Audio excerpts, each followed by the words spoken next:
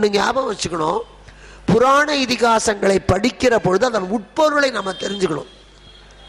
10 மாத குழந்தையை தூக்கி கொண்டு ஒரு கடைக்கு போகிறோம். வரிசையாக 10 பாட்டிலில் சாக்லேட் வச்சுருக்கோம். எல்லாம் காட்பரிஸ் தான். ஒன்றுக்கு சிகப்பு பேப்பர் சுற்றி இருக்கும், உள்ள பச்சை பேப்பர், உள்ள ஜிகினா பேப்பர், உள்ள வெள்ளை. எல்லா குழந்தையும் ஒரே கலர் வாங்காது.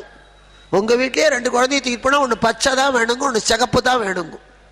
வாங்கி கொடுக்குறீங்க. 10 மாத குழந்தை ஞாபகம் வச்சுக்கணும். அதை கையில் வாங்கி கொடுத்த உடனே அது இப்படி இப்படி பார்க்கும் கொஞ்ச நேரம். அதுக்கப்புறம் அதுவே அந்த காயத்தை பிச்சு போட்டுட்டு உள்ளே இருக்கிற சாக்லேட்டை தான் திங்கும்.